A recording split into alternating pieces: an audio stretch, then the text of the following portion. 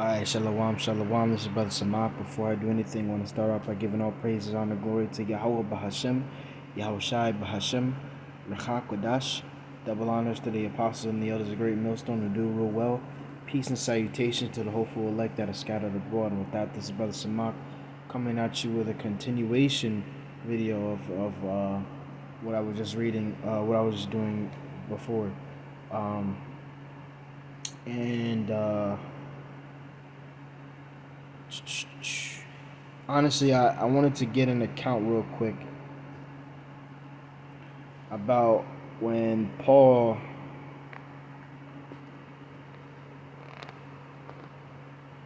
was, let me see, being chastened by his own people.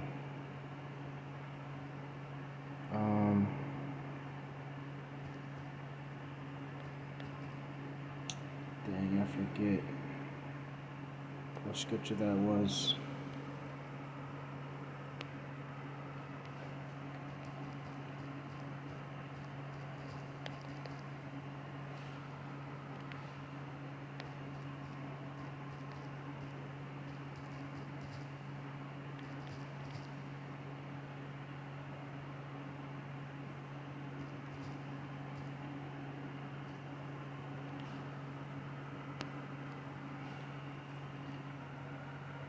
Slovakia.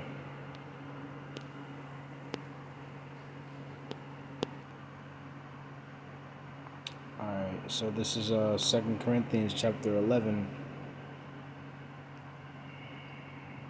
and I'll start up verse 23. It says, "Are they ministers of a Mashiach? I speak as a fool, I am more. In labor more abundant, in the stripes above measure, in prisons more frequent, in deaths often." I think it says oft, right? Deaths oft. It says, Asaka, of the Jews 5 times received I 40 stripes, save one. So, again, I guess 39 strikes, So the Jews, his own people, it says again, thrice. It says, was I beaten with rods, once was I stoned, thrice I suffered shipwreck, and it says, a night and a day I have been in the deep.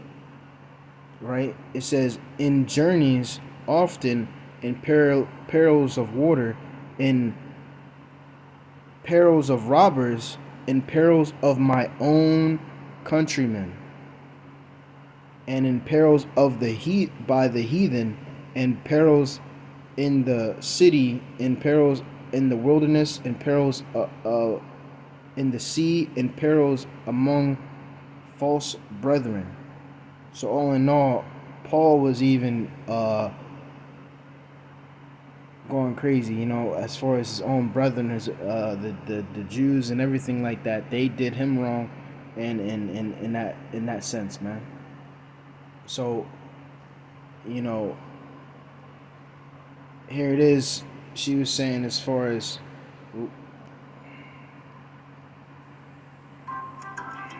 let me wait to this.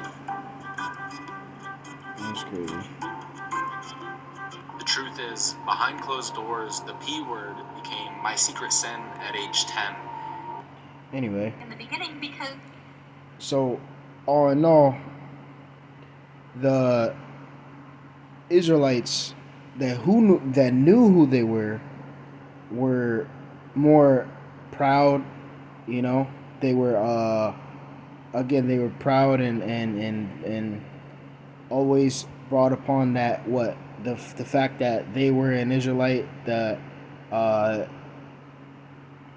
trying to boast in the law, trying to boast in their title. But here it is, Paul even said, I count it all but dung, that I may win Yahweh Shai. You know? And again, scriptures also say, least any man should boast. You know, boast not against the branches. What's that talking about? That's talking about the Israelites who knew who they were, boasting in uh, in the fact that, you know, they were considered clean and the others were considered the unclean. Okay, and again, I brought out the example of Cornelius, right? You know, because again, all in all, the heathen are considered to be unclean, and I could say it was a lot, man. But all in all, the point is that Paul's job was not to go toward the Israelites who knew who they were. His job was to go towards the Gentiles. That was his order. That was his lot. Okay. So she can't say, you know, that what she said as far as being disobedient, which I'm actually gonna get. Ministering to the Gentiles, and a lot of the people, a lot of the Jewish people, to me and interact with me, is Jesus. It's not me, it's Jesus. Like, that's exactly what pastors are doing. That's what people are doing when they say, like, I've died to myself and Jesus lives in me. You're basically calling yourself Christ. You really are. So, again, Paul is kind of propping himself up as Jesus. He's performing signs and wonders. It even says that he will lead astray as many as possible, even the elect. Now, I think the elect, according to Jesus, was the Jews, because Jesus was a Jew. He was forming his own kind of Jewish cult. He followed the Jewish religion, and that's what he was there to minister. He was there to minister to the Jews according to his own words. But then Paul comes along and he starts ministering to the Gentiles. And a lot of the people, a lot of the Jewish people that were a part of this movement didn't like that. They didn't want the Gentiles to be welcomed in, and you see a lot of people leaving in the earliest days. That's why you have texts about, you know, oh, if they went out from us, they were never a part of us in the beginning, because people were leaving the faith in the very beginning. And so it's interesting that if you know, the elect were the Jews according to Jesus, and he's saying that the elect will be led astray and leaving in the beginning because they were inviting all these other people in. Well, then a check. You have another box checked. And so if you consider that, you consider that Paul is checking the boxes of false prophets. And bingo. So she's basically saying that the fact that Paul was disobedient and wasn't following into what and so again, she doesn't understand that the Gentiles are Israelites, you know. But the moral of the story I was here to say is that his job was going towards the Gentiles, you know, not going to the aka the northern tribe, man, you know, and not the southern tribe, which consists of Judah, Benjamin, and Levi. Okay. So, but the Israelite foreigners, which I explained that the Israelite foreigners, again, if you read in Acts, the 6th chapter, in the first verse, it says about Grecians. If you look in the word Grecians, it shows that what? Jews born in a foreign land speaking Greek, taking on the customs of a Greek as if they were Greek, but they're not Greek. Okay? But yeah, she's going off, man. And a lot of people don't understand Paul. They don't understand Yahweh Shai, you know. But let's keep going. Jesus was so eager to warn against these false prophets. Let's just pretend for a minute. We'll work within the hypothetical framework that Jesus was God, that Jesus was who he, you know, claimed to be, or who the church claims him to be, that he was actually making a prophecy, and he was prophesying that there would be these false prophets. Well, Paul checks that box, every box, and then some, because not only is he checking those boxes, performing signs and wonders, casting out demons, deceiving people, driving away the elect, not only is he doing all of that, but he's also teaching of. Nowhere did Paul deceive the elect or any sort. If anything, he made it better. If anything, in today's society, Paul was needed as well, because we would be, if it wasn't for Paul, we would be still talking about the law, the law, the law. Okay, we will still be talking about Salaki, that was Satan.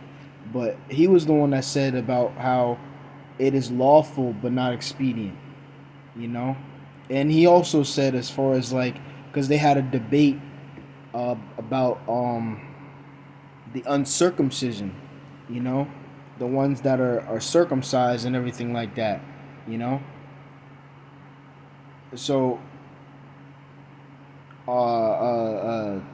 it's just crazy how they don't see that Paul was actually a big help when it came to the ministry, because even Peter bigged up Paul in the sense.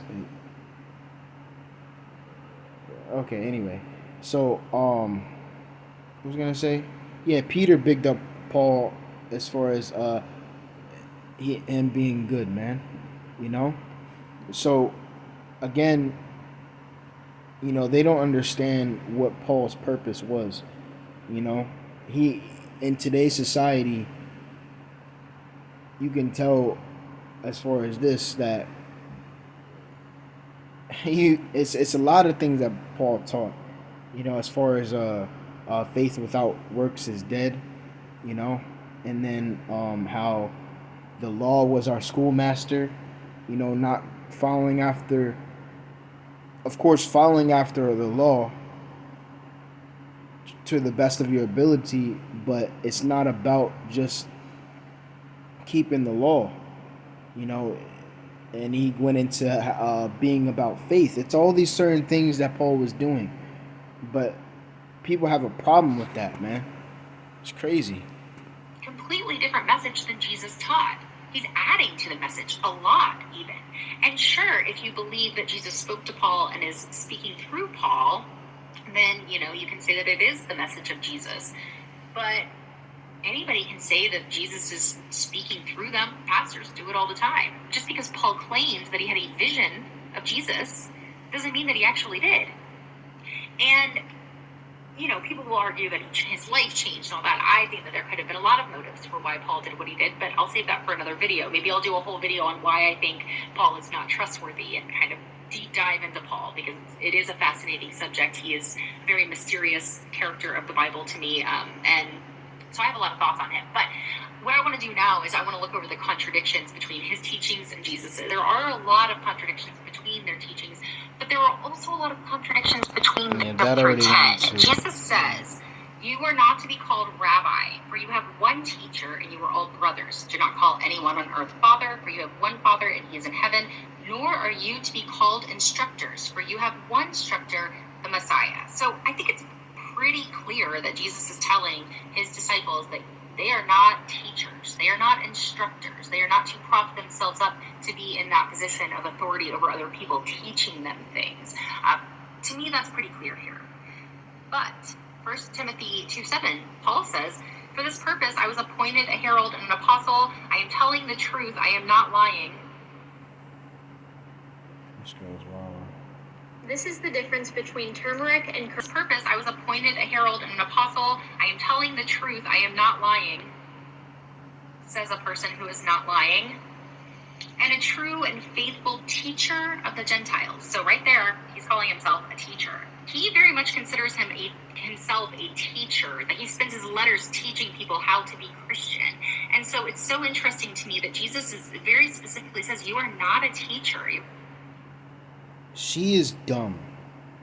And mind you, she's not reading out of the actual text as far as the King James version, which is the most accurate version, okay, to the manuscripts that was written, you know, in Hebrew and Greek. So this part was written in Greek, but all in all, I'm gonna get that scripture where she was talking about, and it's not talking about teachers.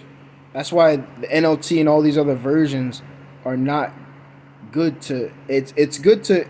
It's to get a better understanding, if you want to and stuff like that, you can go to these One other Father and He is in heaven. these other versions. But a lot of the times when you go to these versions, the NLT, the NIV, the all these different versions of the Bible, because we do it sometimes too, just to get another perspective on it. But a lot of times you can't really use that, and because it goes off. So this is one of the reasons why it goes off. But I'm gonna get Matthew's 23 real quick and 8 and see what it really says in the King James version. Okay, Matthew 23 and 8. It says, "But be not ye called Slakia, but be not ye called Rabbi, for one is your master, even a Mashiach, and all your all ye are brethren, and call no man your father upon the earth, for one is your Father, which is in heaven. Neither ye call be ye called masters, for one is your master, even a Mashiach." It says, "But he that is greatest among you shall be your servant. Whosoever shall exalt himself shall be abased, and he that shall humble himself shall be exalted."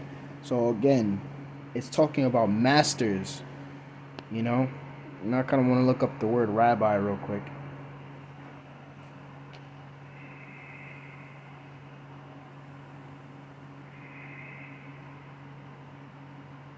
It says, title used by the Jews to address their teachers. Right, I get that. So, all in all, as far as this, for one, it says, "For one is your master." So all in all, it's talking about a master. You are not a master, but because if that's the case, if we are not allowed to be called teachers, then what does it mean when a teacher teaches, right? So this is Matthew's 28 and verse 18. It says, "And Yahushua came and spake unto them, saying, All power is given unto me in heaven and in earth.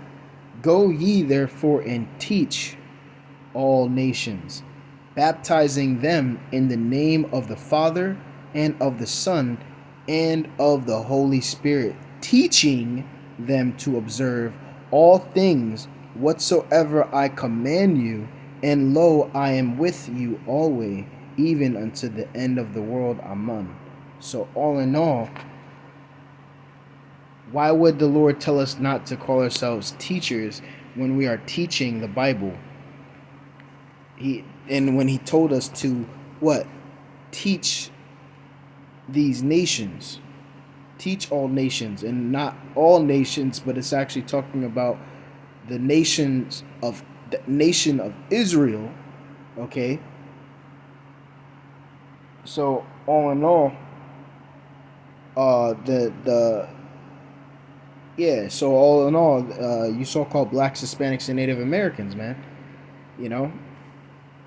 because again, he's only dealing with Israel, So that's a cut to her where it says about talking about teachers. It's no teachers, It's crazy.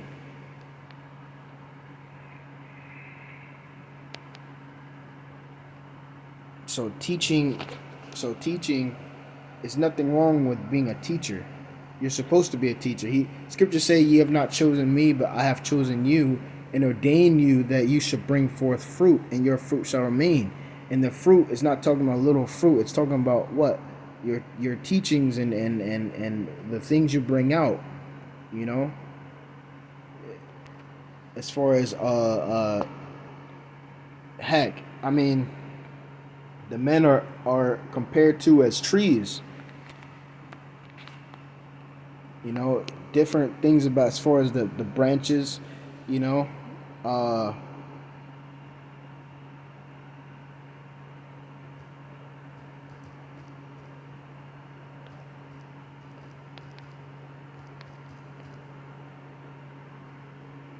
Mark 8:24. It says, let me start up. It says, verse 23, it says, he took the blind man by the hand and led him out of the town. And when he had spit on his eyes and put his hand upon him, he asked him if he saw aught. It says, and he looked up and said, I see men as trees walking. So that's pretty much the point. Again, trees. A man is considered to be compared to as a tree. Okay. And I can get abide in me. Okay.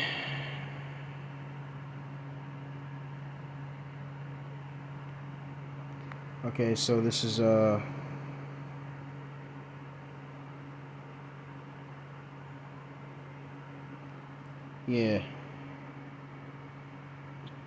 4, 15 and 4, John 15 and 4. Abide in me and I in you, as the branch cannot bear fruit of itself, except it abide in the vine, nor can ye except ye abide in me. So the branch is again, what? It comes from what? It's a tree. We are like a tree. And again, also, tree planted by the riverside.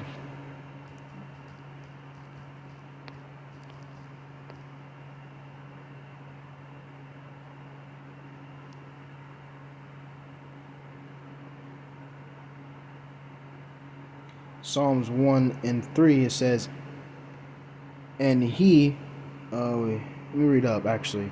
Verse 1, blessed is the man that walketh not in the counsel of the ungodly, nor standeth in the way of sinners, nor sitteth in the seat of the scornful.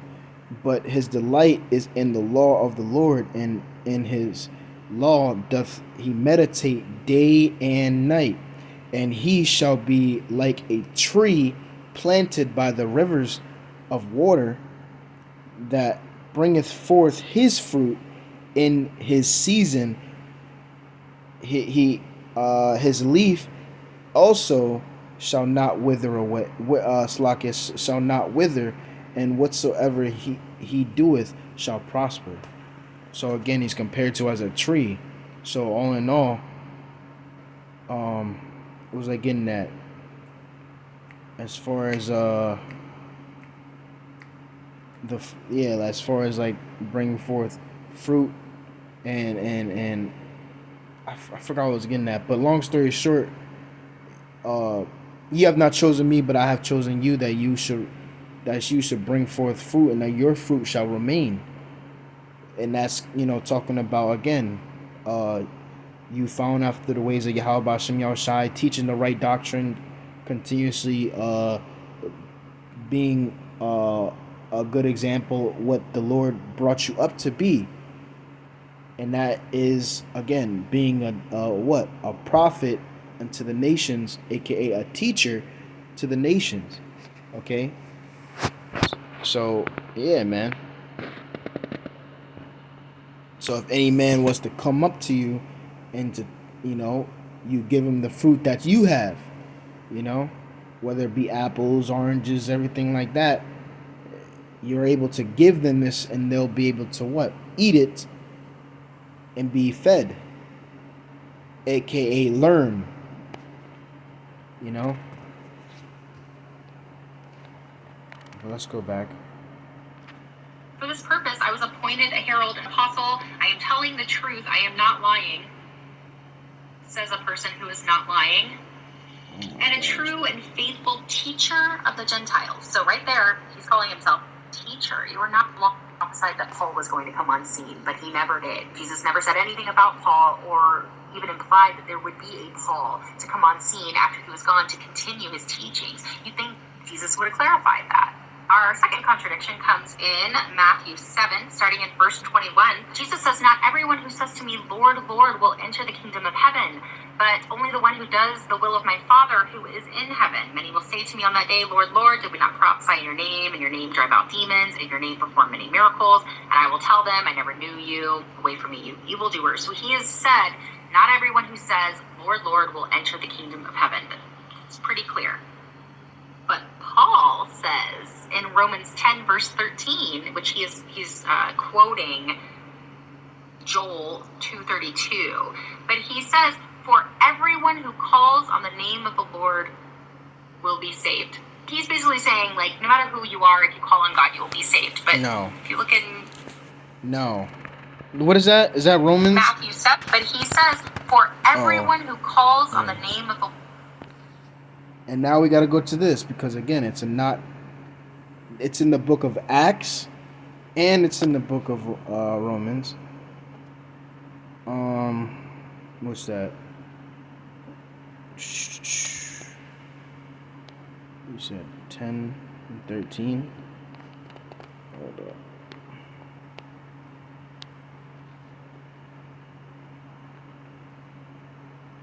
It says, "For whosoever shall call on the name of the Lord shall be saved." And whosoever is not talking about everybody. Okay? And that's where they get confused. And that's where it says in John 3:16. Which is again, "For God so loved the world that he gave his only begotten Son, that whosoever shall believeth on him shall not perish but have everlasting life." Roughly paraphrasing. Whosoever is not talking about everyone. And I'm going to prove that in Acts, the 2nd chapter. But wait, hold on. This is how then shall they call upon him?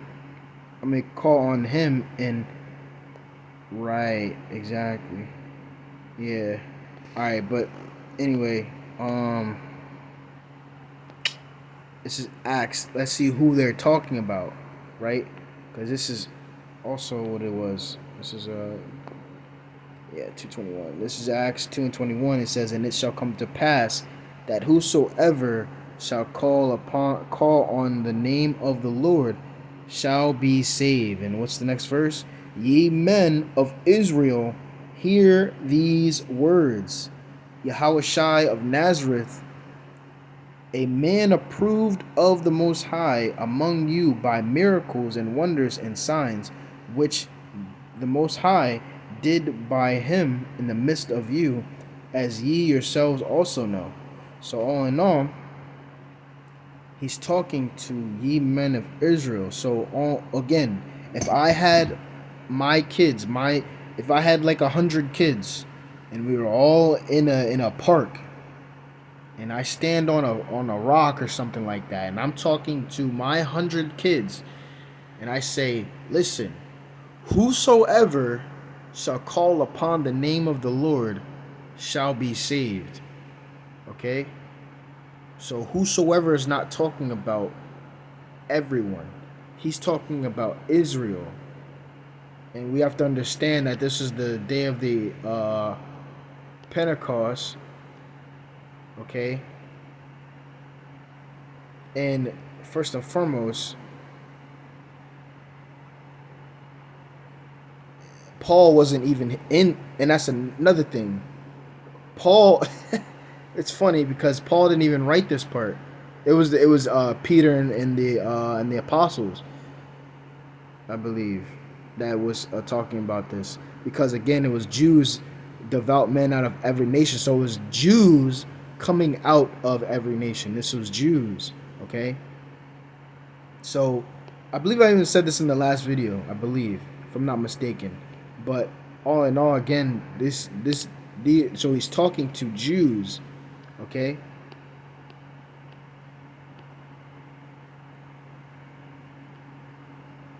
So Peter even said that if Paul is going off, then I would assume she thinks that Peter is going off as well when he said that. Okay, so there's no difference. So again, it's a cut to her because it's not talking about everybody. That's where they get tripped up, because whosoever is talking about, again, Israel and Israel alone. Amos 3 and verse 2 says, "You only have I known throughout all the families of the earth, therefore I will punish you for your iniquities." Okay, so Israel and the Most High, it's only a dealing between them. Okay, so he's only dealing with Israel. That's why we're getting punished. That's why we're going through these certain things. And these heathen are not going through anything. Okay, these curses that were put upon us in Deuteronomy 28 and starting at the 15th verse on down. Okay, so let's keep going in this madness of hers. But he says, "For everyone who calls on the name of the Lord will be saved." He's basically saying, like, no matter who you are, if you call on God, you will be saved. But if you look in Matthew 7, Jesus says, not everyone who calls on my name will be saved. So we see conflicting reports here. Our third contradiction comes in Romans 9, where Paul says, "Therefore, God has mercy on whom he wants to have mercy, and he hardens whom he wants to harden." To me, this is a very clear indication that the Calvinists got it right, although a lot of people would disagree with me. But it does say that God has mercy on whom he wants to have mercy. And if he decides he doesn't want to have mercy on you, he's not going to have mercy on you. But Jesus says, "Blessed are the merciful, for they will be shown mercy." If you are merciful toward others, God will show you mercy. If you forgive others, God will forgive you. Jesus says that multiple times. So, again, she's retarded, because, again, Paul was explaining, and she doesn't even get into it. Because Romans 9 is talking about, because, again, those people that say, why would God make something and then instantly destroy it? Because Paul was explaining that the fact that the Lord can do what he wants, and again, even throughout the scriptures, even Job was explaining the fact that he is the controller of good and evil. Okay, and the fact that he chastens who he loves. It gets in. Job was even getting into that, and then also, it makes me think of this too. That I believe it was David who said, "Though he slay me, I will still put my trust in him." So the Lord, again, he was just explaining how the Lord can do what he wants. He hardens who he hardens. Verse 11, Romans 9 and 11, "For the children being not yet born, neither having done any good or evil, that the purpose of the Most High according to election might stand, not of works, but of him that calleth." It says, "It was said unto the elder, it was said unto her, the elder shall serve the younger." And it says, "As it is written, Jacob have I loved, but Esau have I hated." And he's just quoting what in the book of Malachi. It's nothing new. And again, he's going off of the scriptures. So it says, "What shall we say then? Is there unrighteousness with the Most High? God forbid." And he gets into it. So she's not reading these parts. It says, "For he saith to Moses, I will have mercy on whom I will have mercy, and I will have compassion on whom I will have compassion." So then it is not of him that willeth, nor of him that runneth, but of the Most High that sheweth mercy. And it gets into it again. He's just quoting the Old Testament.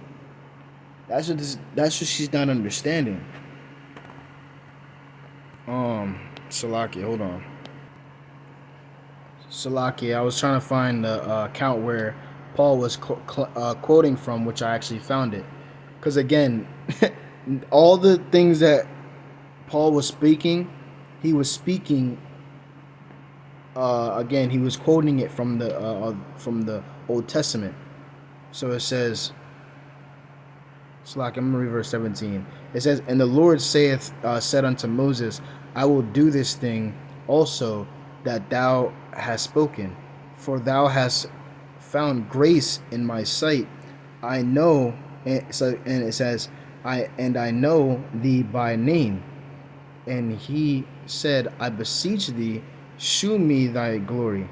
And it says, and he said, I will make all my goodness pass before thee, and I will proclaim the name of the Lord before thee, and will be gracious to whom I will be gracious, and will shew mercy upon whom I will shew mercy. So again, this is what Paul was quoting. So there's nothing new. Well, let me see something. Okay. It says, and he said, thou canst not see my face, for there shall no man see me and live. It's like, for there shall no man see me and live. And the Lord said, behold, there is a place by me, thou shalt stand upon the rock. Yeah, that's pretty much the point. So again, Paul's just quoting what the Old Testament, you know, and she doesn't even understand that. You know, that's a big problem. Going back, and okay, so yeah, so all in all, she doesn't even understand that, you know. And I say, shoot, I feel, and the fact that she has subscribers and people that actually follow her, yeah, they're already going off, man. They're already gonna go. But whatever, let's keep going. Jesus says that multiple times. So Jesus is saying that all you have to do in order to receive mercy is to be merciful to other people. Now, this does contradict other things that Jesus says. To me, it even contradicts John 3:16, where it says, whoever believes in God will be saved. You have to believe. The belief is such an important part of it. But here, Jesus is saying, if you show mercy, God is going to show you mercy. Do unto others, and God will do to you. But Paul is not saying that. Paul does not reiterate that point. He doesn't. And again, Job even says, as far as he chastens who he loves, he does what he wants, man. You know, he kills, he makes alive. I get, you get into it in Deuteronomy 32 and 39, right?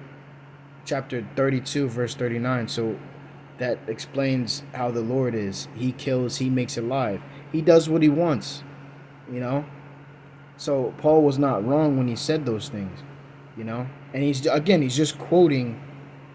Found out today's. Oh my gosh. Anyway, yeah, I was reading that stupid comment, but yes, he's the one that kills. He's the one that makes alive. So Paul is just quoting things from the Old Testament, you know, majority of the things. Say, be merciful to others and God will be merciful to you. He says God is going to have mercy on you if he wants to. Now in Matthew 5:17 through 20, Jesus talks about not coming to and the perfect example the perfect example was Solomon, you know. The perfect example, I forget who it was. I think it was Solomon. It was either Solomon or David that had it to where what happened? I forgot what happened. As far as like, it was like a guy in a war, and he had him die in war so that way he can marry his woman, and that was off. And I believe it was David. I could be wrong, But yeah, I could say that that happened, and sure enough, the Lord ended up, forgiving David and everything like that, man. You know, certain things played out as far as this, that the Lord does have mercy on whom he will have mercy, because if anybody else was to do that, they would have been done, you know.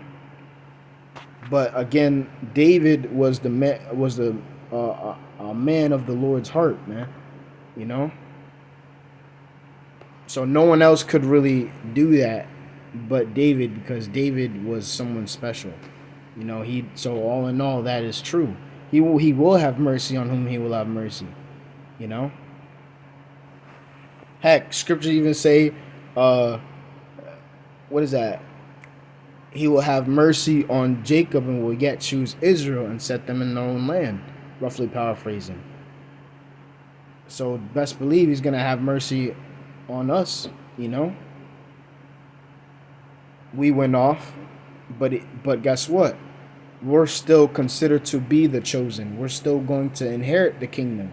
We're still going to be what? Over these other nations, because he preferred us rather than the other people, which are the heathen. Okay? Deuteronomy 7:6, for thou art a holy people unto the Lord thy God. The Lord thy God hath chosen thee to be a special people unto himself, above all people that are upon the face of the earth. So he chose us. He had mercy on us. He is hardening himself on us. Okay? The law, but to fulfill it. He says, for truly I tell you, until heaven and earth disappear, not the smallest letter, not the least stroke of a pen will by any means disappear from the law until everything is accomplished. Therefore, anyone who set aside one of the least of these commands and teaches others accordingly will be called least in the kingdom of heaven. Whoever practices and teaches these commands will be called great in the kingdom of heaven. For I tell you that unless your righteousness surpasses that of the Pharisees and the teachers of the law, you will certainly not enter the kingdom of heaven. And I feel as though Jesus spends so much of his ministry saying, be kind, do the good works, do good things for other people, love others, care for others, be merciful, be compassionate, be humble, be all of the good qualities. Do those things, you will be righteous and you will be called into the kingdom of God. But Paul says in Ephesians 2, 8-9, for it is by grace you have been saved through faith. And this is not from yourselves, it is the gift of God, not by works, so that no one can boast. Now, of course, Paul makes other statements about works versus faith, and faith without works is dead, and he contradicts himself, but he specifically says it is by grace you have been saved through faith. And I think this theme just occurs over and over and over again throughout Paul's writings. It's all about the resurrection of Jesus, having faith in Jesus, obeying Jesus. It's all about, they're basically saying the same thing, because oh my gosh, man, doesn't belief go into faith? Because having faith in, like she said, having faith in Jesus, faith. What do you think it's all about? It's having Yahushai, having faith in him. This is John 3:18.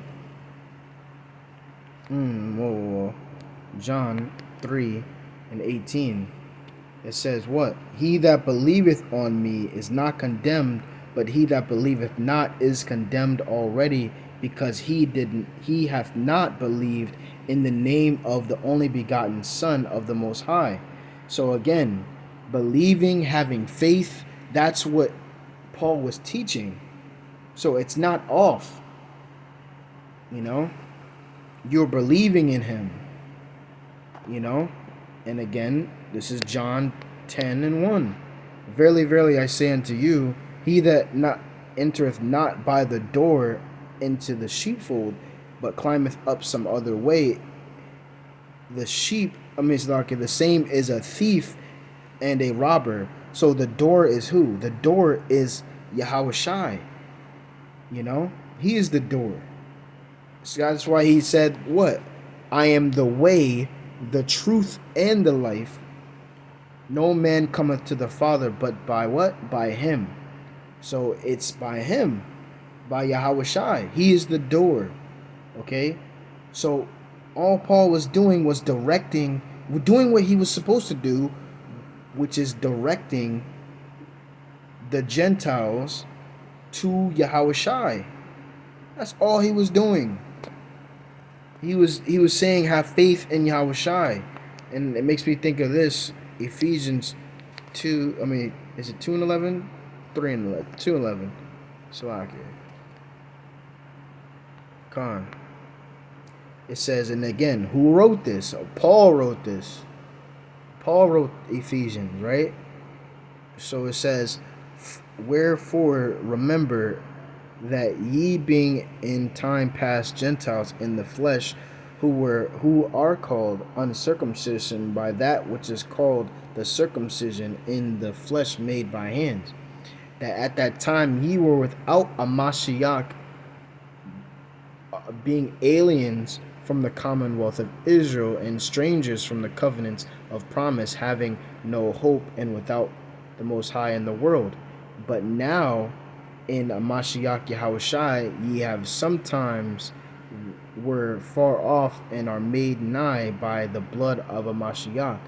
For he is our peace, who hath made both one, and hath broken down the middle wall of the partition between us.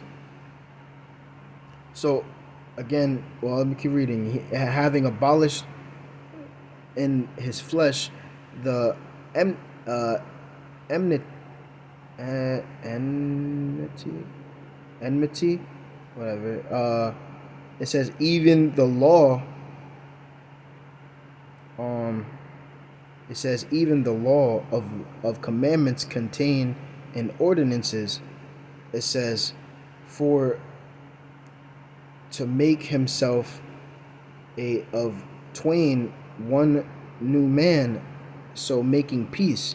It says, and that he might reconcile both us, both unto the Most High in one body by the cross, having slain the enmity thereby. So again, he's explaining what, how again Yahushai is, I mean, he says it to reconcile us back with the Father. So all in all, Paul, throughout his teachings and everything like that, is saying to is going following after Yahushai. He's just leading them to the shepherd, which is who? Yahushai. The shepherd, which is Yahushai. Yahushai is our shepherd, So he's not doing anything wrong. I don't know where she's getting this from and what she's thinking, but Paul is actually doing good. All about the belief in who Jesus is and what he did, and that is what saves you. That is your saving grace. Whereas Jesus spent so much of his ministry not saying believe in me. He said it very, very few times. He said do the will of my Father, which is what I'm telling you, these rules. Be kind, be loving. Why did he say, why did Yahushai say do the will of my Father? Because it's not it.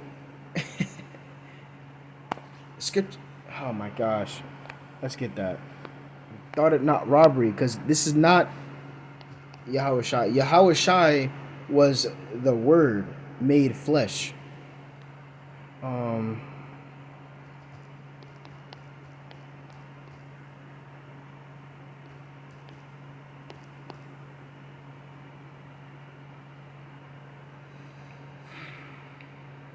Philippians 2, right? And verse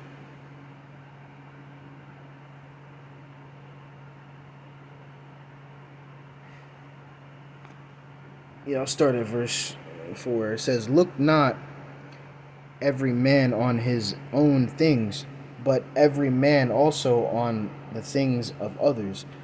Let this mind be in you, which is also in a Mashiach Yahushai. Because all in all, even Paul was explaining it as far as that we have the mind of Yahushai, because this is the mind, the scriptures is the mind of Yahushai, Yahweh Bahashim Yahushai. and the ways, their ways, right? Um, it says, who being in the form of God, thought it not robbery to be equal with the Most High. And it says, but made himself of no reputation, and took upon himself the form of a servant, and was made in the likeness of men. Okay? So he was humble, okay? Because he did not come in his own in the name of himself. No, he came in the name of Yahweh. Okay? And what? He did not look at himself as a man of higher than the Most High, because he wasn't. He was keeping the order. Okay? Because what did Paul say? and what's that? 1 Corinthians 11. Nope. Is it, 2 Corinthians, First Corinthians 11. Yes. I'll start at verse 1. It says, be ye followers of me, even as I also am of a Mashiach. So it shows that he is a follower of a Mashiach Yahushai, and he is. Okay? Because Yahushai taught him. So it says, now I praise you, brethren, because again, scriptures even say he revealeth his secrets unto his servants, the prophets. Is he not a prophet? Okay? Paul was a prophet. You know? He was preaching the word, and again, leading to, anyway, what's it? Yeah, so these secrets, it still has something to do with them as Paul too. It says, now I praise you, brethren, that ye remember me in all things, and keep the ordinances as I deliver them to you. But I would have you know that the head of every man is a Mashiach, and the head of the woman is the man, and the head of a Mashiach is the Most High. So again, we do not overstep. Just like Yahushua did not overstep the Most High, we should not overstep the Lord. It's an order, okay? Let all things be done in decency and in order, man. Okay? So, when Yahushua walked this earth, he knew within himself, first and foremost, this is of the Most High and not of him, and he's just doing what? The will of his Father. Okay? That's what it is. And just like we are doing the will of the Father. But here it is, at the same time, we're also doing it because even Paul was getting into it. As far as we do it because we want to, what is it? When Yahushai. Because Yahushai called us friends, man. You know, that's in, what's that, John 15, where Yahushai called us friends. Okay? Matter of fact, I'm about to get that right now. John 15. I'm just going to go straight to the point.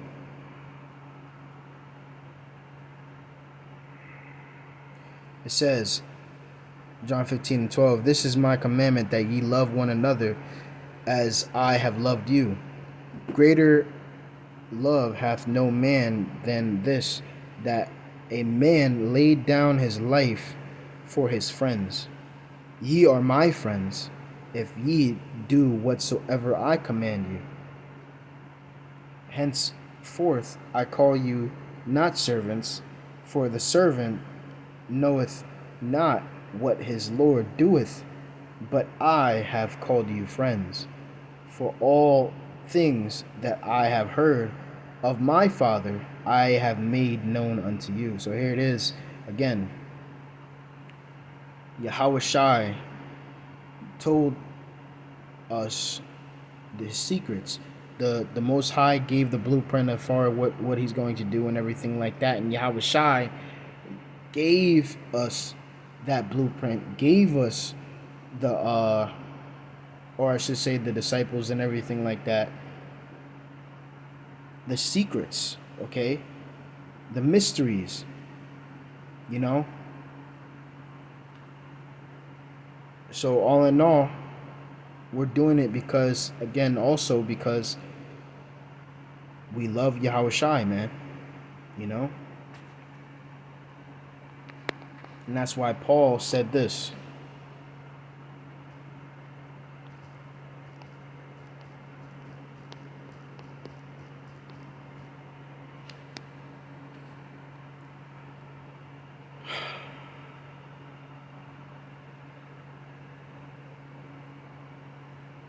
It says, that's right here. It says, verse 6, Philippians 3 and 6, concerning zeal, persecuting the church, touching the righteous with which is in the law, blameless, but with things were gained to me, those I count loss for a Mashiach.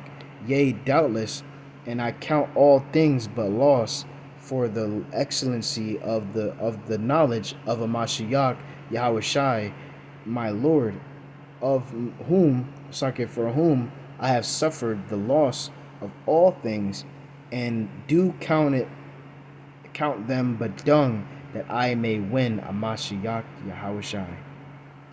Okay? Now I keep going, but yeah, man, all in all, it's just Paul was directing it, his love and everything like that, and directing the Gentiles and everything like that. Everything was towards Yahweh Shai. Just like Yahweh Shai was doing the will of the Father, we were also doing the will of the Father, but also doing the will of Yahweh Shai. You know? So he is the door, you know? He is the door. He is the way. We're going off of the ways of Yahweh Shai, walking the ways of Yahweh Shai and how he walked the earth. So Paul wasn't wrong. Because did not Yahweh Shai say this? What's that?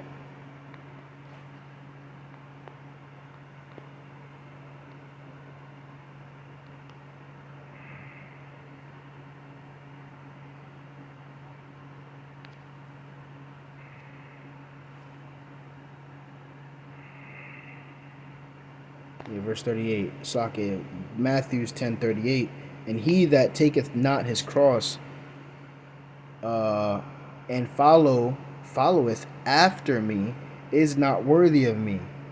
So Paul was following after Yahweh Shai.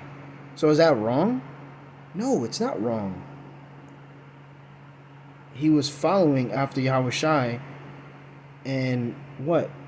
He was telling him, hey, follow after what? Yahweh Bahashem Yahweh Shai. You know? And again, when he was in Athens, I believe it was, and what? He introduced the true and living power, Yahweh, first and foremost, in the name of his son as well, Yahweh Shai. Okay? Because what? Yahweh Shai is also a God, you know? And he is worthy to be worshipped. But here it is, you got guys that say that he's not worthy to be worshipped, but he is, you know? But, yeah, so a lot of people don't understand Paul. And I could say, hey, the water Yahweh Bahashem Yahweh Shai for revealing these secrets and these things to me. Being able to know these certain things that not a lot of people do know. It's a blessing to be called into this, man. Best believe. But I'm going to stop it right here. So with that, I pray that you've been edified. I want to give all praises, honor, and glory to Yahweh, Bahashem Yahweh Shai, Bahashem Rachak Wadash. Double honors to the apostles and the elders of Great Millstone who do real well. Peace and salutations to the hopeful elect that are scattered abroad. And with that, I say, Shalom.